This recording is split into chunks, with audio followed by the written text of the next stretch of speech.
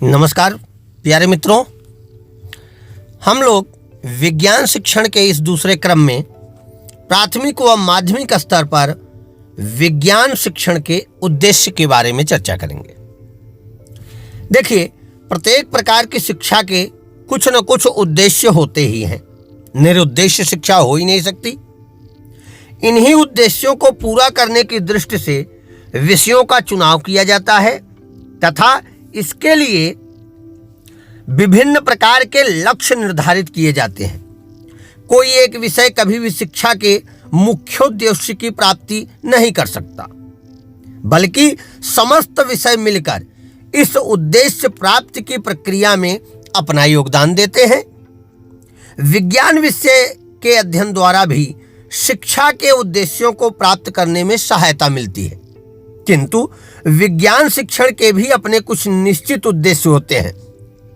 आज हम लोग उन्हीं उद्देश्यों के बारे में चर्चा करते हैं।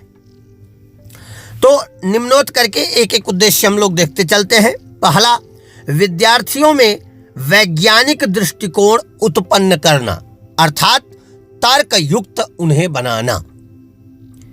विद्यार्थियों में उच्चतम स्तर तक बौद्धिक विकास करना, उनके बौद्धिक विकास को उच्चतम स्तर तक ले जाना।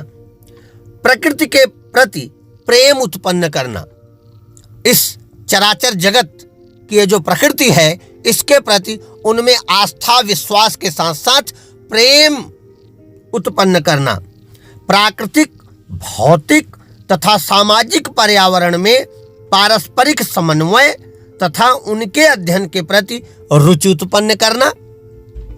कैसे प्राकृतिक, भौतिक और सामाजिक पर्यावरण में समन्वय बना रहे, उनको समन्वित करके कैसे आगे बढ़ा जाए, कैसे व्यक्तित्व को इसमें जोड़कर व्यक्तित्व की उन्नति की जाए, इत्यादि के अध्ययन के प्रति उनमें रुचि उत्पन्न करना। व्यवस्थित रूप से सोचने की आदत का विकास करना।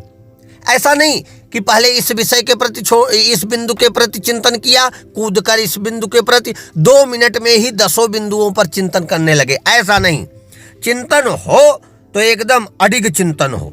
व्यवस्थित रूप से सोचने की आदत का विकास होना चाहिए विद्यार्थियों में भी।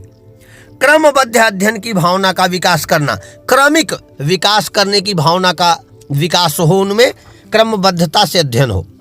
बच्चों में रचनात्मक तथा अन्वेषणात्मक शक्तियों का विकास करना, छात्रों को रचनात्मक बनाया जाए, रचना के प्रति उनका प्रेम हो और अन्वेषण करने की क्षमता उनमें जागृत की जाए।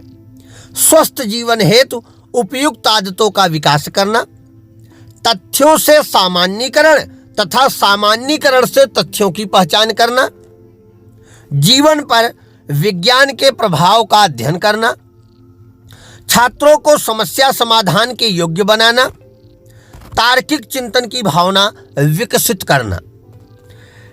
हालांकि उक्त उद्देश्यों में से अनेक अन्य विषयों के शिक्षण से भी संबंधित हैं, किंतु विज्ञान शिक्षण में इनका विशेष महत्व है प्यारे मित्रों, जो इस विषय के शिक्षण को सही दिशा निर्दिष्ट करने में सहायक होते हैं। विज्ञान शिक्षण के उपरोक्त उद्देश्य केवल दृष्टिवान विद्यार्थियों तक ही सीमित नहीं रहते, अपितु यो समस्त उद्देश्य दृष्टिबाधित विज्ञान अधिगमकर्ता पर भी वैसे ही लागू होते हैं जैसे किसी दृष्टिवान अधिगमकर्ता पर।